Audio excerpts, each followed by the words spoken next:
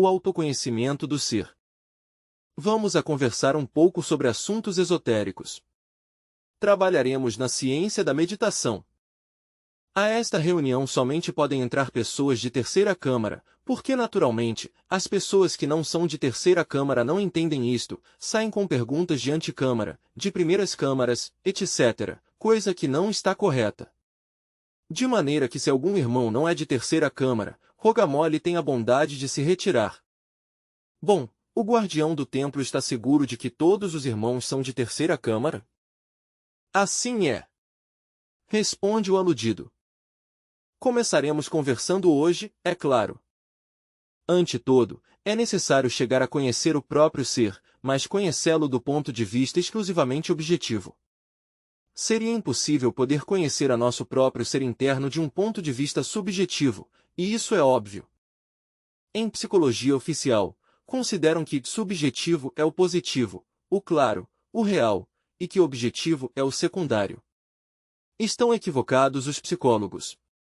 Porque objetivo é, em psicologia real, revolucionária, o espiritual, o real, o verdadeiro, e subjetivo o incoerente, o vago, o impreciso, o material. Devemos ter, pois, em conta, estes fatores. Quando digo que necessitamos conhecer ao ser em forma completamente objetiva, estou afirmando uma grande verdade, e é preciso aprender isso que estou afirmando. Nosso ser, no mundo das 12 leis, está condicionado pelas mesmas e representado pelo Sol, que é um mundo de 12 leis. Também está condicionado pelo mundo das 24 leis, que é o mundo planetário, o sistema solar, ou está condicionado por um mundo de 48 leis, o mundo físico, e na forma mais densa, está condicionado pelo mundo das 96 leis. De maneira que nós necessitamos conhecer ao ser, não somente no mundo das 12 leis, ou das 24, senão em todos os mundos, e isto requer muitos esforços, não esforços, disséramos, indiretos, senão diretos, centrais. Nós necessitamos, em verdade, autoconhecer-nos, homem, conhece-te a ti mesmo e conhecerás ao universo e aos deuses, porque só conhecendo-nos a si mesmos, podemos trabalhar diretamente sobre si mesmos. Se não nos conhecemos a si mesmos, como trabalharíamos sobre si mesmos? Impossível, não é verdade? Porque o que estamos buscando é uma mudança, uma transformação radical, e isto somente é possível autoexplorando-nos, porque assim poderemos trabalhar diretamente sobre nós mesmos. Quando falo de trabalhar sobre nós mesmos, deve saber-se entender. Poderíamos converter-nos em imitadores de alguém, mas neste trabalho, neste caso não trabalharíamos em forma central, não seriam esforços centrais os que faríamos, senão unilaterais. Poderíamos imitar ao chefe de família, ou a chefa, ou algum instrutor, mas então, esse não seria um esforço central, direto. Krishnamurti diz, por exemplo, eu não quero sequazes nem seguidores, senão tão só imitadores do meu exemplo. Parece-me isto demasiado egoísta, pois se alguém se converte em imitador de Krishnamurti, já não está fazendo um esforço central. Não. Já é um trabalho de imitação. Mas o trabalho de imitação não é um trabalho em si mesmo, sobre si mesmo, diretamente. Não. Está fazendo de um ângulo, está fazendo-o em forma unilateral, não é um trabalho central, não é um esforço central. Eu não lhes digo a vocês que me imitem, porque assim não fariam vocês um esforço central, eu lhes digo que façam um esforço central, uma série de super-esforços centrais, que trabalhem sobre si mesmos, diretamente. Só assim é possível produzir uma mudança dentro de nós mesmos. Mas, obviamente, quando um trabalha sobre si mesmo em forma objetiva, quando faz esforços centrais, diretos, para produzir a mudança, sucede que nos atacam então, em forma intensiva, o centro emocional inferior. E pode dizer-se que o centro emocional inferior é catastrófico, tenebroso, horrível. Quando surgem ataques contra o centro emocional inferior, sofres integralmente, aparecem, em nosso sendeiro, em nosso caminho, gentes que nos ferem, que cravam o punhal no centro emocional inferior, sentimos que nos torturam o coração. Claro, a tendência sempre a reagir contra aqueles que de uma ou de outra forma nos ferem, temos essa marcadíssima tendência à reação e se reagimos, vigorizase o centro emocional inferior, e isso é gravíssimo. Sim, Contudo, cada luta contra as emoções inferiores tem certas vantagens. Uma delas é, precisamente, a mais importante, é que surge, como resultado do conflito contra as emoções, das palavras que nos ferem, nosso ser individual, produto da luta, do esforço. Este ser individual surge, vigoroso, direto, à manifestação, e é óbvio que unifica todas as nossas funções. Nossos centros, que antes marchavam disparatados, uns contra outros, se integram maravilhosamente. É mediante essa luta que se faz contra as emoções inferiores, é mediante esses superesforços objetivos e centrais, não indiretos nem unilaterais, como se consegue em verdade a individualidade potente e a integração do ser. Ao citar esta palavra, integração do ser, produto dos esforços centrais sobre si, devemos refletir um pouco.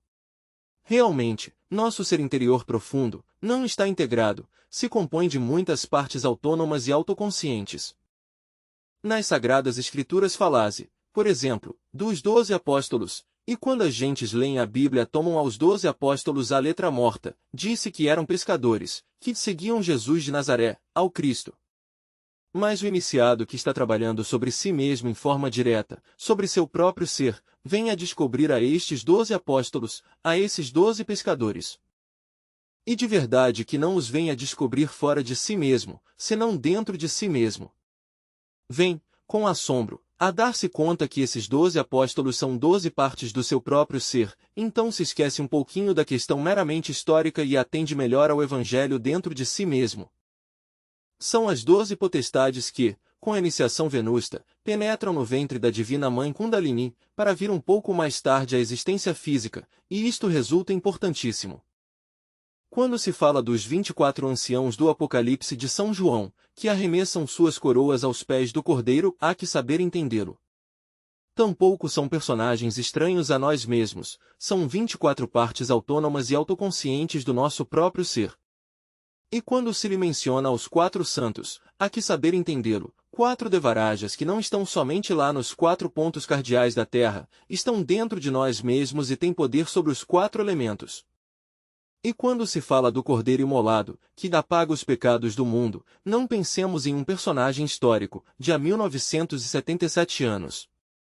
Não nego a existência do grande Kabir, Jeshua Ben Pandirá, seria absurdo negá-lo, posto que ele é o autor da Pistis Sophia, e isto é histórico. Mas pensemos nesse Jeshua interior, ao qual faz tanta alusão Paulo de Tarso, ao Jesus Cristo íntimo, ao Logos humanizado, ao raio esse, logoico, que cada um de nós tem e que se mete no ventre materno da Divina Mãe Kundalini Shakti, para vir mais tarde à manifestação, com a iniciação venusta. Devemos recordar que o Logos não é um indivíduo humano ou divino. Equivocam-se os que assim pensam, o Logos é a unidade múltipla perfeita. Cada um de nós tem seu raio logoico, por dizê-lo assim, seu Cristo íntimo, que quando se humaniza dentro do ventre materno, se converte no Jesus Cristo íntimo. Jesus significa Salvador. E Cristo ou Christus, ou Vishu, ou Osíris, esse é nosso raio logoico. Quando Paulo de Tarso fala tanto de Jesus Cristo, não se refere a ele como personagem histórico, senão ao Jesus Cristo interior de cada um de nós. A esse mesmo se referia sempre, sabiamente, aquele homem maravilhoso e santo que escrevera sua guia espiritual, aquele famoso irmão Frei Diego de Moinhos. Obviamente, esse homem morreu mártir, em um calabouço da Inquisição. Escreveu Imitação de Cristo, que tem mais sabor, disséramos, nirvânico que dogmático. Assim que, irmãos, esse Jesus Cristo íntimo é o que conta. Se um iluminado invoca de verdade, nos mundos de consciência cósmica, a Jeshua Ben Pandirá, ele lhe fará esta saudação, assinalando o coração, busca-me aqui dentro, busca o Cristo aqui dentro. Porque Jeshua Ben Pandirá veio a trazer a doutrina do Cristo íntimo, na mesma forma que Gautama, o Buda Sakyamuni, trouxe a doutrina do Buda interior. Assim, meus queridos irmãos, quero que reflitam sobre o que significa tudo isto. Quando se fala também daquele grande místico que se chamará Santiago, o apóstolo, se deve compreender, o Mercúrio da filosofia secreta, é o representante mesmo do Mercúrio, que é uma das 12 potestades mais importantes que levamos em nosso interior. Esse é Santiago Maior, é o bendito patrono da grande obra, é o que nos ensina a nós a ciência maravilhosa da grande obra. O Pai de todas as luzes é o ancião dos dias, e entre parênteses, cada um de nós tem seu ancião. Por meio de Santiago Maior, ensina-nos a ciência bendita da grande obra. Vejam vocês quão importante é Santiago. E quando se fala de Filipe, não se pense somente em Filipe o apóstolo, aquele que batizou o eunuco à beira de um rio, ou de uma fonte, aquele maravilhoso personagem que aparecia e desaparecia como por encanto, que viajava pelos ares e assombrava, pois, aos povos. E esse é o caminho do nosso Filipe interior, que cada um de nós carrega. É óbvio que se o invocamos com pureza de coração, rogamos-lhe nos tire do corpo físico e nos leve pelas regiões suprassensíveis do eterno espaço, seremos assistidos por ele. Assim que essas 12 potestades estão dentro de nós mesmos, não fora de nós mesmos. Bem, e não ficamos aqui, está o guardião do limiar do mundo astral, o guardião do limiar do mundo mental, o guardião do limiar do mundo causal, eis aí 3 guardiões. Os 5 aspectos da Divina Mãe Kundalini. E que diremos da Divina Mãe Kundalini Shakti? Tem 5 aspectos. 1. O da Imanifestada, que é o mais oculto e terrível de todos, Nefutis. Em nome da verdade, nem eu mesmo tenho podido entrar, pelo menos nesta reencarnação, no templo de Nefutis. No templo da Imanifestada, a porta é muito estreita, ainda que seja cristalina. Obviamente, algum dia penso entrar, pois os deuses também sofrem muito para poder lograr entrar ao templo de Nefutis. 2. Logo venho da Manifestada, Chamemola Isis, Chamemola Donia, Insoberta, Rea, Tonantzin, Cibeles, Diana, Maria ou Mará. Não importa o nome que lhe demos, ela está mais perto de nós, melhor dito, conosco. Sabedoria, amor e poder. E é parte do nosso ser também. Uma parte do nosso ser, mais derivado. 3. E falemos também do terceiro aspecto da Mãe Cósmica, como o terror de amor e lei que castiga os iniciados quando estes merecem ser castigados. A Rainha dos Infernos e da Morte. Não importa que a chamemos Proserpina ou Coatlicue, ou Hecate. A terrível Hecate. Em todo caso, nos castiga para nosso bem, e é uma parte, também, do nosso próprio ser. 4. E que diremos da Mãe Natureza, o quarto aspecto do nosso ser mãe? Ísis, une perfeitamente o zoospermo com o óvulo. Aquele que em forma matemática desenha o corpo físico. O que dispõe exatamente os 48 cromossomos na célula germinal primitiva. Obviamente, nossa divina Mãe Natureza é sábia por natureza. 5. Por último, temos o quinto aspecto, como maga elemental e como senhora que nos dá os impulsos instintivos, como rainha dos elementos. Como maga elemental, repito, é maravilhosa. Assim, pois, que o Buda Gautama nos fala de paz o condutor da vaca sagrada. Algum dia, não se estranhem, cada um de nós tem que converter-se no condutor dos 5 aspectos maravilhosos da vaca das 5 patas, da vaca sagrada.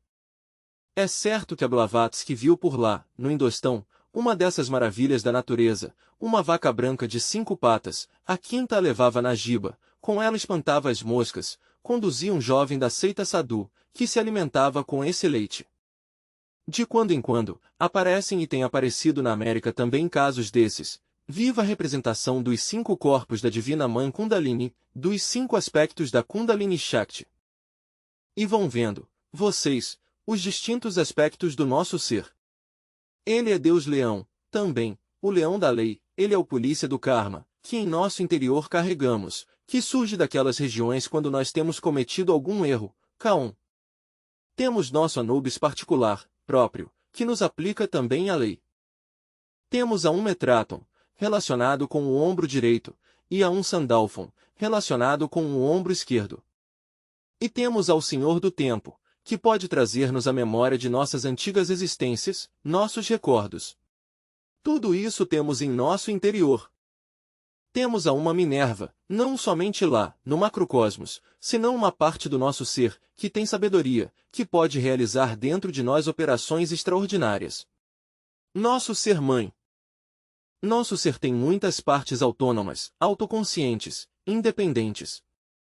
A parte superior do nosso ser é o velho dos séculos. Não poderíamos aperfeiçoar as distintas partes do ser, se não eliminássemos, de nós mesmos, os elementos inumanos que sempre carregamos, todos esses agregados psíquicos, viva a personificação de nossos erros. Assim, que meus queridos irmãos, que tal, como está acima, é embaixo. Se na parte mais elevada do nosso ser há uma multiplicidade, também na parte inferior está a multiplicidade do ego, por oposição. Não poderíamos, repito, purificar ou aperfeiçoar, as partes mais elevadas do ser estão dentro de um. O difícil é aperfeiçoar a parte mais elevada do ser, sem haver destruído até o último dos agregados psíquicos.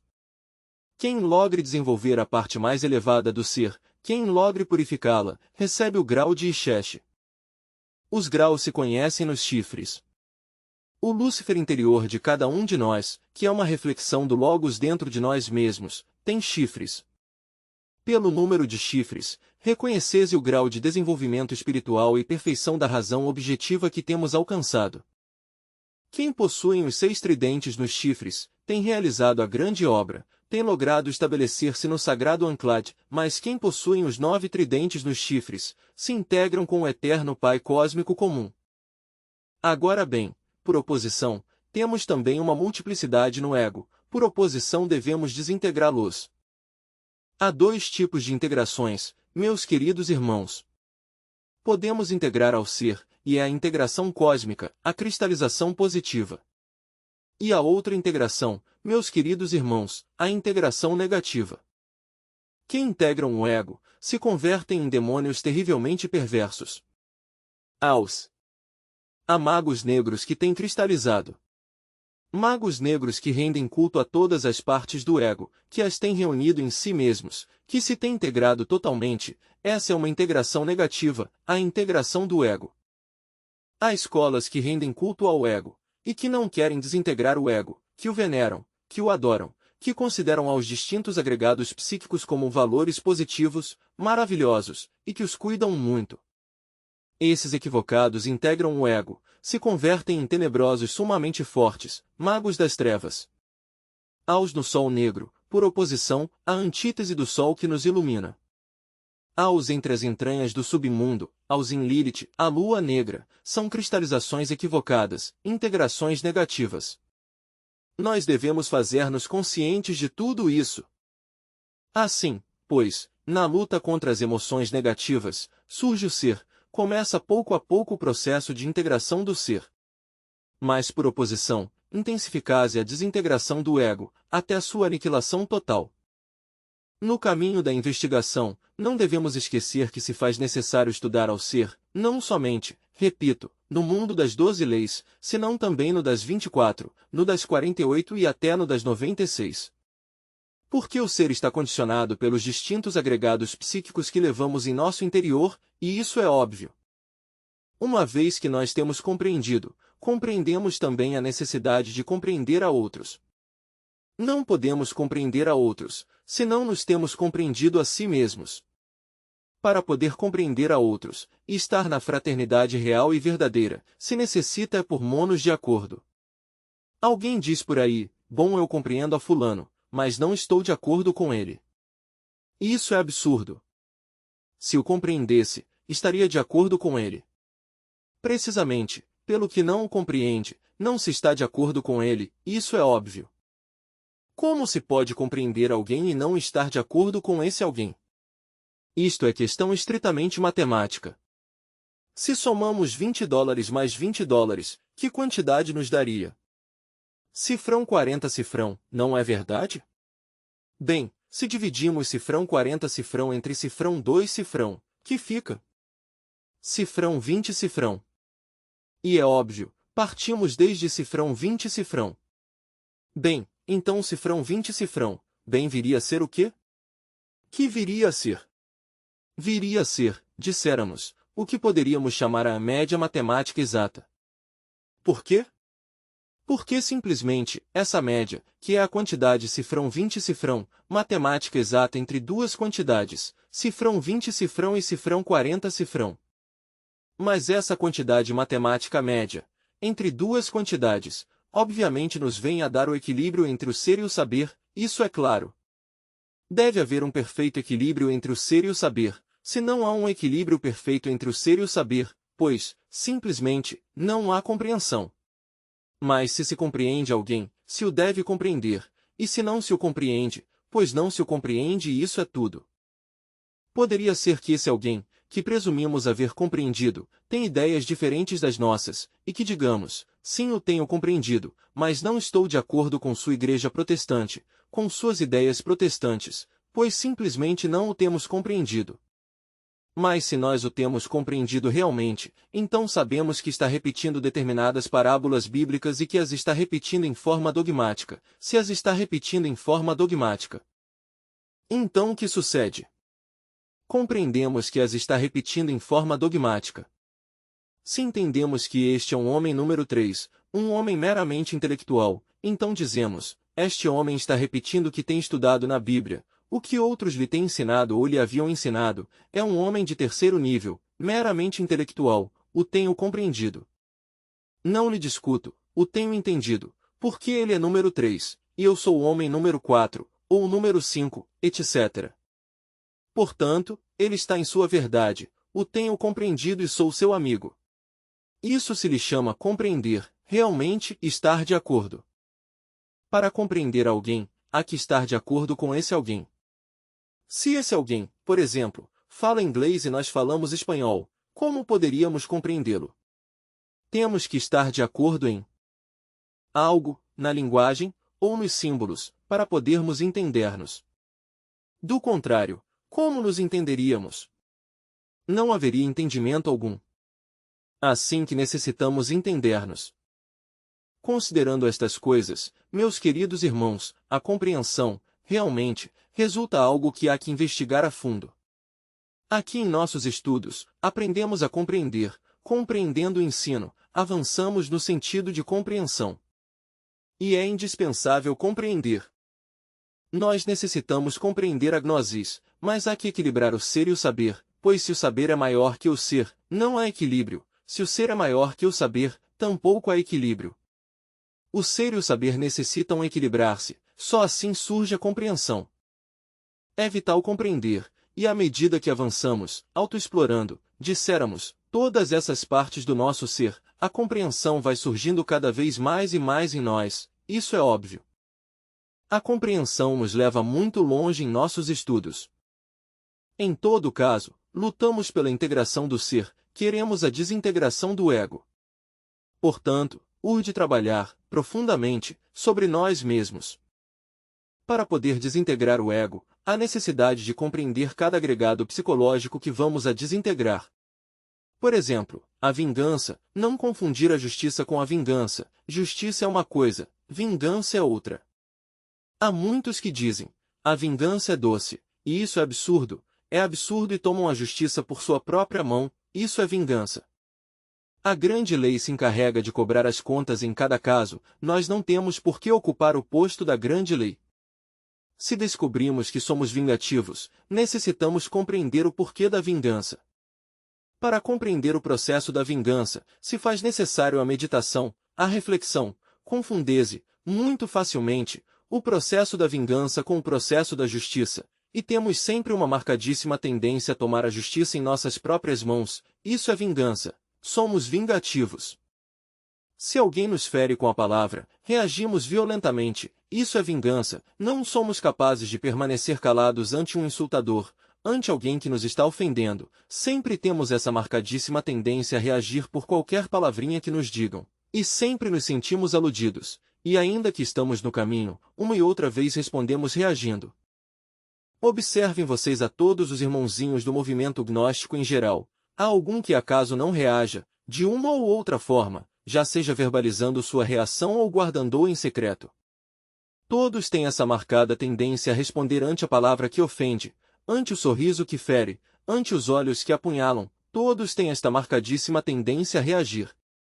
Há quem ocupam, por exemplo, a ara, isto que é o mais sagrado, o altar, para dirigir-se aos irmãos, ofendendo-os, ferindo-os, vingando-se dos uns, vingando-se dos outros, etc.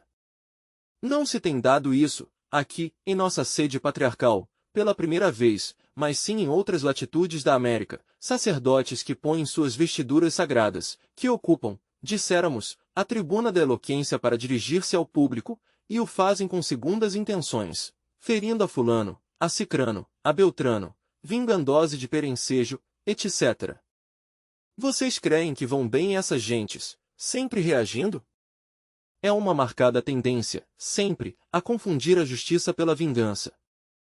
Quando um compreende, pois, o processo da vingança, pode dar-se ao luxo de desintegrar o agregado psíquico da mesma, mas só compreendendo devidamente. Antes, como poderia desintegrá-lo? Que diremos, por exemplo, dos ciúmes?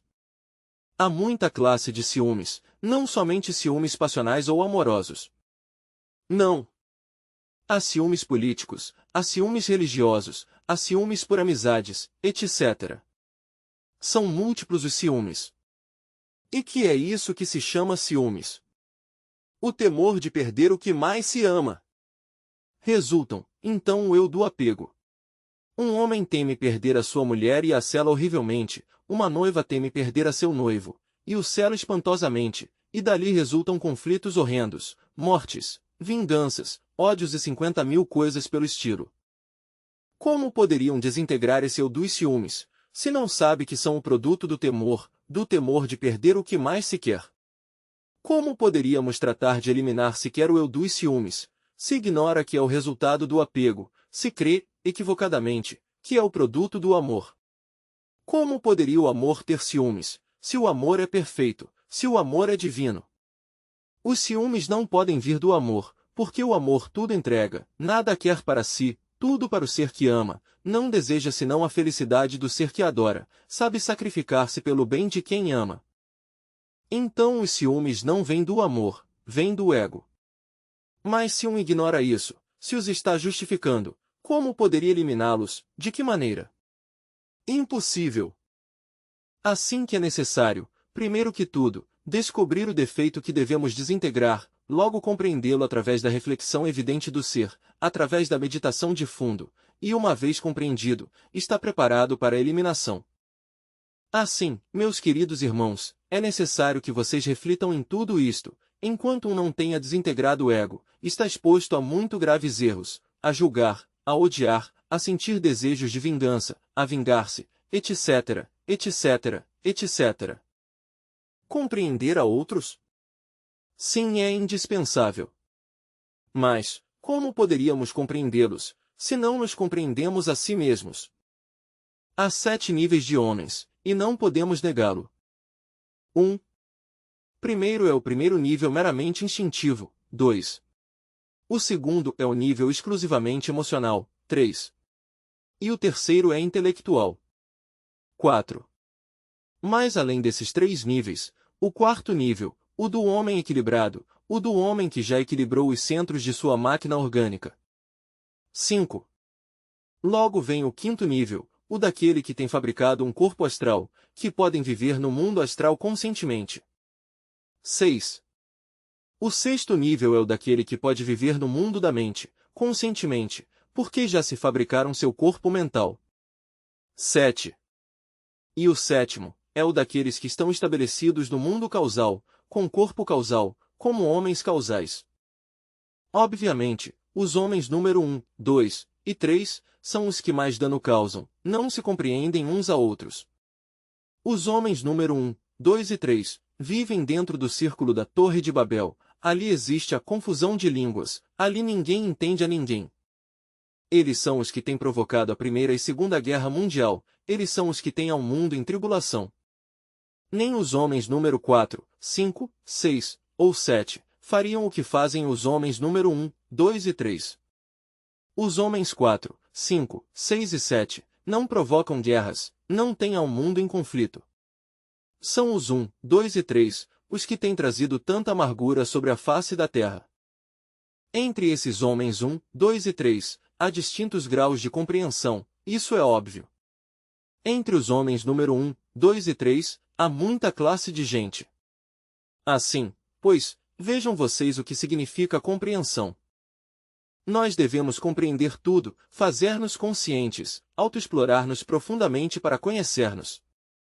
Já lhes dizia eu em passadas reuniões que havia dois aspectos capitais, dois fatores decisivos em nossos estudos. Um, a recordação de si mesmo e o outro a relaxação do corpo. Recordar-se de si mesmo, do seu próprio ser interior profundo e relaxar-se em profunda meditação. Assim advém a nós o novo, assim pouco a pouco vamos nos autoexplorando, e isso é fundamental. Agora, para vocês ao concluir esta conversa, esta tese, dou oportunidade, aos irmãos aqui presentes, para que perguntem o que não tenham entendido. Tem a palavra os irmãos. Estudante. Venerável mestre, fazendo referência à sua conversa passada, sobre o relaxamento e o recordo de si, que é o que dá o recordo de si, o equilíbrio dos três cilindros da máquina humana, estar em recordo de si ou é o recordo de si o que equilibra os cilindros da máquina orgânica? Mestre. Com a recordação do próprio ser interior profundo, se produz, ou se coopera, ou se ajuda ao surgimento do ser individual em um. Obviamente, quando o ser surge em um, equilibra então os 5 centros da máquina orgânica, intelecto, centro emocional, centro motor, e o centro instintivo, e o centro sexual. Em verdade, vem o equilíbrio dos 5 centros da máquina. Estudante. Então, o recordo de si não pode surgir espontaneamente, senão através de um trabalho sobre a falsa personalidade? Mestre. É óbvio que ter que sempre respeitar a recordação de si mesmo implica um trabalho. A personalidade se relaxa, para ficar em estado passivo. Então os mensagens que vêm do ser, através dos centros superiores, pois chegam à mente, e ele traz, pois, ordem e harmonia em nós. Estudante. Venerável mestre, diz você que pelo ser, se logra o equilíbrio dos centros. Mas entre isso vem o jogo da personalidade e em conflito da mente. De que maneira se poderia conjurar esse conflito da mente, para lograr a expressão verdadeira do ser e do equilíbrio em nós? Mestre. Pois quando se fala de relaxação, há que entendê-lo integralmente, porque se vamos a relaxar exclusivamente os músculos, que sempre estão tensos, não temos compreendido, integralmente, o processo da relaxação. Trata-se de relaxar, não somente os músculos, nervos do corpo, senão também a mente. Quando a mente está quieta, quando a mente está em silêncio, quando já não projeta, quando está em estado receptivo, integral, então advém o novo. Mas enquanto exista uma mente projetista e um corpo em tensão, não advém jamais o novo. De maneira que, para que a mente possa não estar em conflito, durante uns instantes sequer, deve haver relaxação física e mental. Então esses conflitos desaparecem por um instante surge o ser em nós. É um momento de vazio que o ser aproveita para enchê-lo, e então advém o novo. Pouco a pouco, o ser, lentamente, vai produzindo a união de todos os centros da máquina orgânica, vão desaparecendo os conflitos entre os três cérebros, intelectual, emocional e motor. Por segundos, por minutos, podemos receber mensagens dos mundos superiores. Mas se necessita constância no trabalho, esse é o caminho a seguir. Estudante. Venerável mestre, nos falava das diferentes partes autônomas e autoconscientes do ser, e nos pôs alguns exemplos, falando-nos dos apóstolos que estão dentro de cada um de nós. Qual parte autônoma e autoconsciente do ser está relacionada, intimamente, com a aniquilação do eu? Mestre. Judas Iscariote. Não pensemos somente no Judas aquele de há 1977 anos, pensemos em Judas interior. Esse apóstolo interior, que é uma das 12 potências que em nosso interior carregamos, uma das 12 partes do ser. Ele está vivamente interessado na aniquilação budista, por isso é extraordinário. Não nego a existência tampouco daquele apóstolo de há 1977 anos, que representou realmente a nosso Judas íntimo. Ele é uma realidade. Ele existe. Ele é um dos grandes, o mais destacado mestre, o mais exaltado adepto que andou com Jesus de Nazaré, mas dentro de nós há Judas interior, fora daquele Judas realmente, fora dos 3 traidores que estão aqui em nossos centros, há alguém que personifica Iscariote, que realmente está interessado na destruição do ego, de cada um de nós. Judas Iscariote nos ensina, com inteira clareza meridiana, a doutrina da desintegração do ego. Judas Iscariote não é, como muitos pensam, um homem que traiu a seu mestre. Não, ele realizou um papel, ensinado por seu mestre, e nada mais. O mesmo Jesus de Nazaré o preparou e Judas o aprendeu de memória e o representou à consciência, publicamente. A doutrina de Judas indica como lograr a eliminação de todos os agregados psíquicos, a morte do ego. Por essa razão Judas se enforcou, para indicar que o ego deve reduzir-se a cinzas. Judas representou um papel, e nada mais, se preparou a consciência. Para não contradizer em nada as sagradas escrituras, o ensaiou várias vezes, antes de fazê-lo publicamente, como um ator faz seu papel e nada mais. Judas era e segue sendo o discípulo mais exaltado de Jesus o Cristo, logrou a cristificação. Estudante. Mestre, como devemos de entender o trabalho de Tomás em nós? Mestre. Bem sabemos nós que Tomás implica um pouco ceticismo, de dúvida, de tudo isso. Mas levado a fundo aquele Tomás místico que em nosso interior carregamos, obviamente se relaciona com o discernimento. É necessário aprender a discernir. É urgente, disséramos, descobrir da autocrítica para abrir os valores. A ver o que é que tem de verdade, assim é como há que entender a Tomás, ao Tomás interior. Cada um de nós leva às costas as 12 potestades em seu próprio ser. E todas essas partes autônomas e autoconscientes do ser, na Pistis Sofia são chamadas os retores do ZEL-ANS e do destino e da esfera.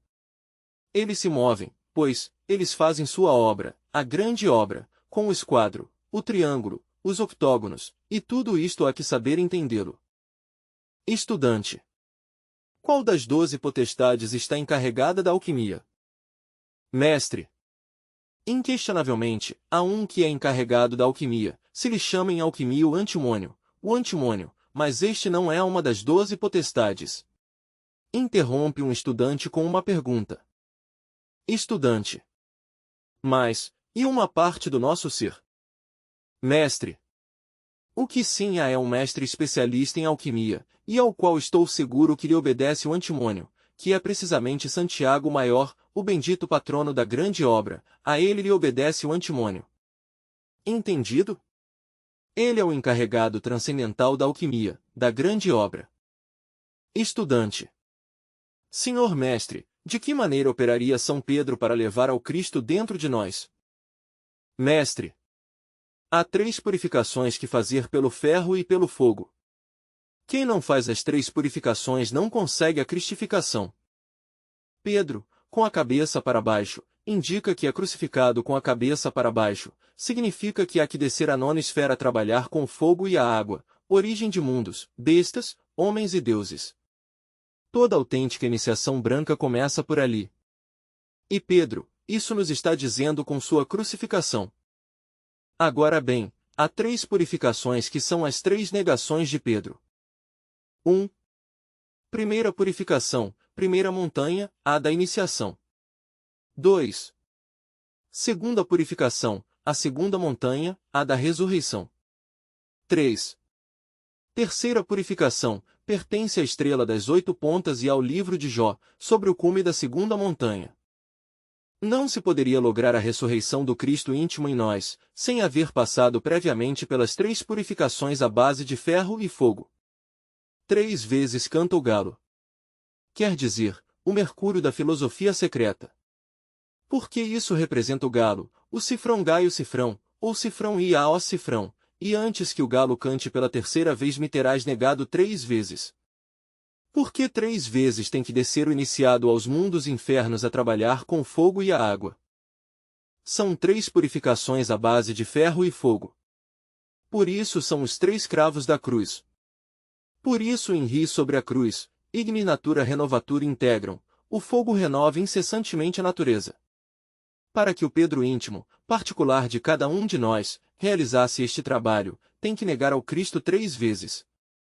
Não que o negue negando, senão que, simplesmente, tem que descer a trabalhar na forja dos cíclopes, na 9ª esfera, antes de lograr a ressurreição, tem que viver entre os demônios, em 3 épocas, com os demônios, antes de poder ressuscitar dentre os mortos.